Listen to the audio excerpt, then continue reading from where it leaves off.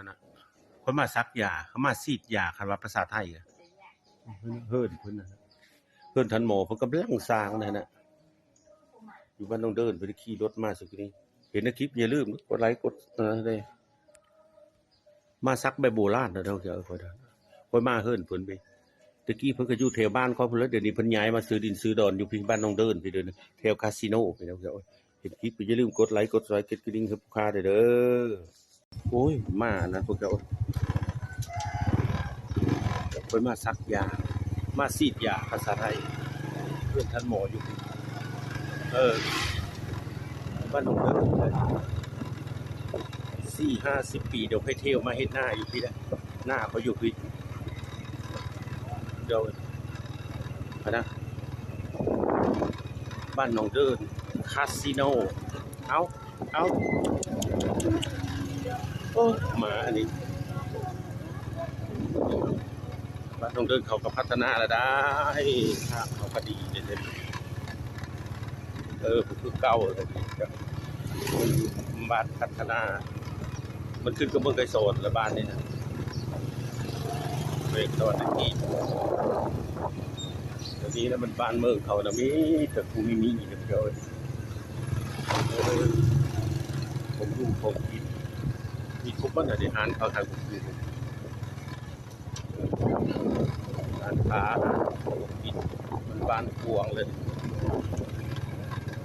บ่ายได้ลงเงินจะซื้อผมกินโดดเจ้าเอ้ยเด็ดมันมือมันก็ก้าวไปมันไม่ได้ถือก้าวลงไปนี่ทงให้ทงหน้ามัดเลยนี่นะกวางมากวางทงหน้าครับมันใหญ่หลายเดี๋ยวนี้บ้านเมือง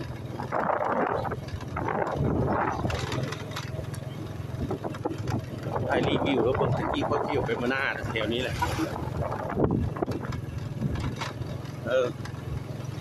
นี่มาหน้าอยู่พี่เลยของลูกของเต่าลูกปุ้ยตัวเจ้าตะกี้น่ะ40-50 ปีตะกี้ผ่านมาคาสิโนอันนี้นะคาสิโน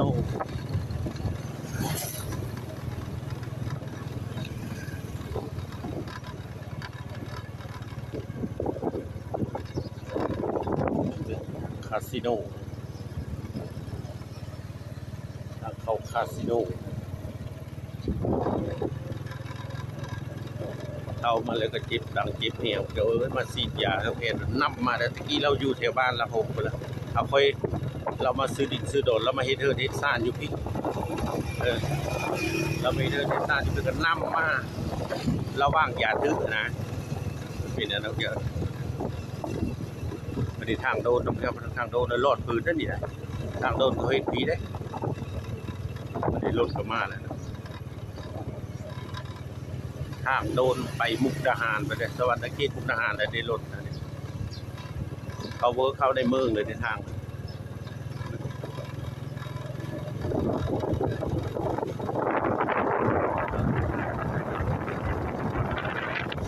พูดมอสซิโน่เมืองอุทุมพรพูดอะไรเมืองอุทุมพรไปพี่ก็มุกดาหารแล้วนี่เลิกขายดีแล้วเครื่องนะแม่ค้าเขาขายดี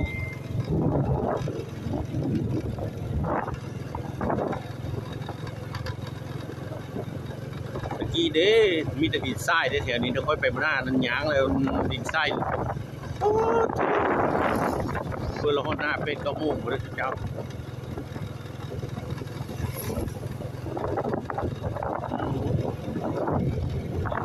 วางเขาซื้อได้เสียเธอเนซ่า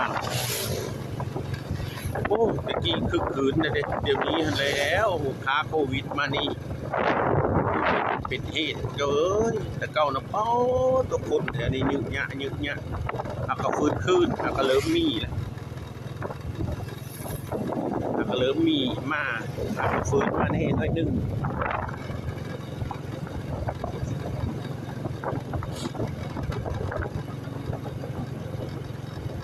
รีวิวให้พวกเจ้าเบิ้งเบิ้งล่าตะกี้ทางซอยตัวนี้โอ้ยเป็นตะเบิ้งนะ นี่แล้วเป็นพัฒนาแล้วมันเป็นเศรษฐกิจแถวนี้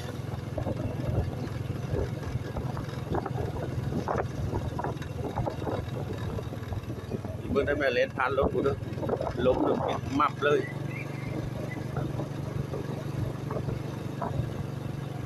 เพิ่งเอาแล้วเจ้าจะต้องฮอดทางใหญ่ดีเลยจะได้ฮอดทางเยอะทางเล็กเก้า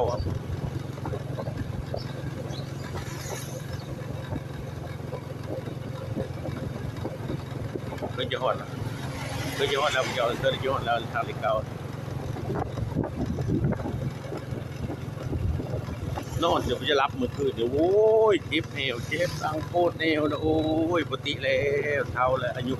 60 ปลายแล้วเจ้าค่อยอายุ66ฮอดเดิน5เนี่ยเป็นพอดีเป๊ะเลยนะ66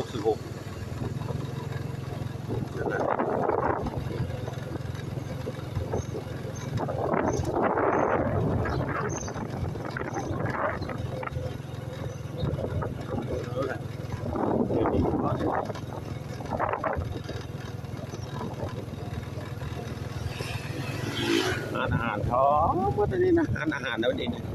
โอเคมันไปจากปีเกมไปจากไปเลยได้ตัวนี้นะพอทานกาแฟเขาก็สเวกกินกาแฟก่อนมันดิสโซ่ได้อันนี้พอทางเล็กเก่าเลยดิเวกินกาแฟก็ได้เจ้าเด้อโอเคอย่าลืมอย่าพลาดอันนี้ทานกาแฟนี่ผมเคยกินอยู่ในนี้เลยเอาไปนะเฮิร์น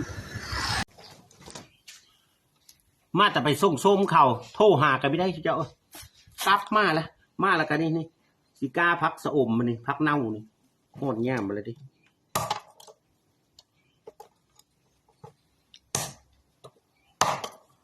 ลูกชายเอามาเฮอแต่โซนยูเซโน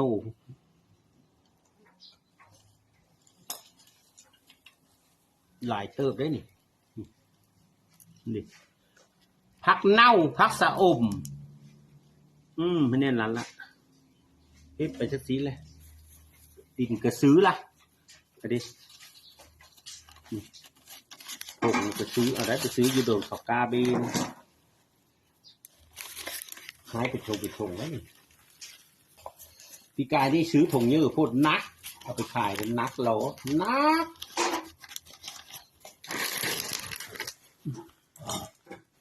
นักอีโลมันได้ถงกันโอ้สมมเจงกระดนกมืดเลย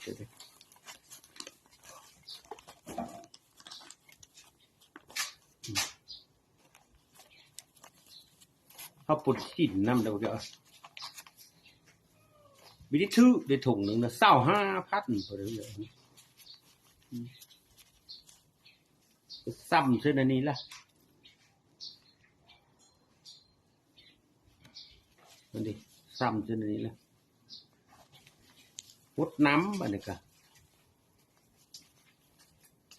กายนี่ก็ตะเลิงเงาขายพอได้เงินซื้ออยู่ซื้อกินสิเจ้าเอ้ยไปส่งส้มจะฮอดคิวรถเซ็ตนั่นเลยก็ไม่ได้ไม่มีสัญญาณโบเปิดเน็ตเลยแนวนี้ก็มีค่อยว่าโคตรเฮาแล้วโอ้ยยาวก็จักอันนั้นไอ้เพื่อนสั่งไอ้เพื่อนแล้วก็เลวเนาะย่าเขาก็กลับมาค่อยเหมยหนังคาละ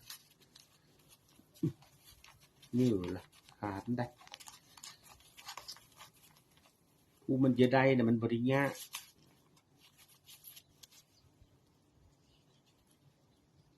กินทั้งYouTube กับนั้นแน่กดติดตามเฮ้แน่พี่น้องเอ้ยจะท่านได้กินเงินกินทองเจ้าว่าตายก้อนหูเอาละก็ภาพคือกูมือนี่ค่อยค้านเว้าแล้วก่อนปีกายนี่เขาไม่ได้ซื้อเขาเอาขี้ดินลาเฮ็ดเนี่ยก็เที่ยงโป๊กนะมันอันนี้ซื้อขี้ดินอันนี้เขาขาย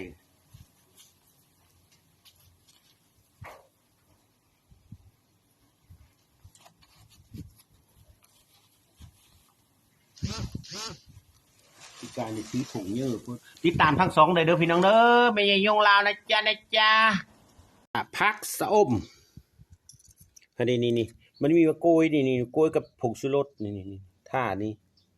เวลากานะนี่ท่านี่ท่าปักบาดมันนี่กล้วยต้มมันนี่กล้วยหนำกล้วยมกล้วยนาวาน้ำแก้วท่านี้แล้วก็เสพซะนี้นี่นี่พักขาพักเน่า หลายแนวอื่นนี่กล้วยน้ำวาแต่นี่ได้อันนี้นะกล้วยน้ำวาได้เดี๋ยวเอ้ยเสพเซอร์อันนี้เนี่ยเฮ็ดอันนี้แหละแต่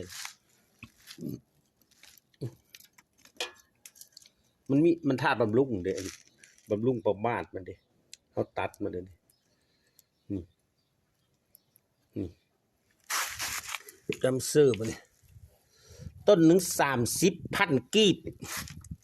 งามนี่ละหาปีแล้วนี่ค่อยไม่ได้ขายนะค่อยปูออมหูออมกระเพงค่อยขายแต่ต้นม่อนยังต้นม่อนนี่นะต้นม่อนก็ยังไม่ทันได้กานี่ต้นม่อนก็ขายดีเอาไปเถลิงบไดิย่างได้คักมูลหักต้นม่อน15,000ปีกายนี่ปีนี้ยันต้น20,000อยู่ปีนี้มันแพงแล้วพี่เลยก็น้ำมันก็แพงแล้วเนาะอันนี้ก็เอามาแต่เมื่ออุทุมพรพุ่น40 กว่าลักพุ่นไปเอานะเเปิงน้ำมันจากเถลิงนะสู้สัมบูรณ์พันอีล่านกับอันนั้นแห้งเต็กซ้ำกับอเมริกามันแห้งพิษก็จะมันแห้งในแล้วแบบนี้ป้าตัวผู้พ่อสิได้ไปซื้อถุงอีกแล้วเดี๋ยวยังไม่ได้หายนะไปซื้อดินมาอีกดินหมดละดินกระแพงแพงได้ดินกะซื้อเนี่ยแต่ละคันท่านี่บำรุงมันเด้เสพซะนี่มันค่อยเศร้าซื้อแล้วศพเยอะนะเอาศพน้อยแล้วปีกายนี่ลาบแล้วมันหนักแต่ศพใหญ่เอาศพน้อยวันนี้ถ้าเดินหกก็ไปขายเนาะลงขายอยู่ตลาดพอดีผักคะเด้อต้นหนึ่ง15,000เอา30ก็ขาย30ก็ขายเดินหกเด้อผู้เลือสนจือเดินหก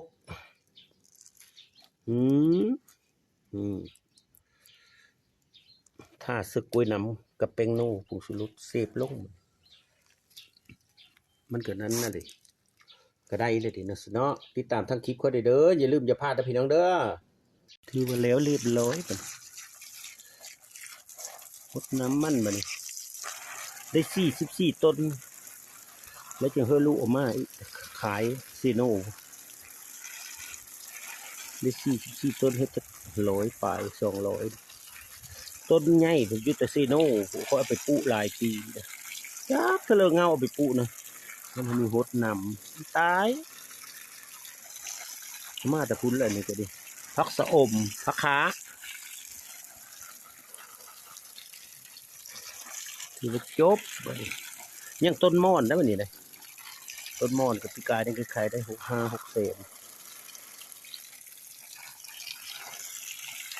ไงได้ยามเดือน4 เดือน 5กาบีนะมันเป็นนั้นสบายเยอะพักอยู่พวกเจ้าต้นหนึ่ง30,000นะจ๊ะโอ้บริง่ายเด้อเห็นว่านั่นนี่แกเท่านั้นเลยทั้งคู่บริง่ายได้เห็นว่ากานั่นแกนี่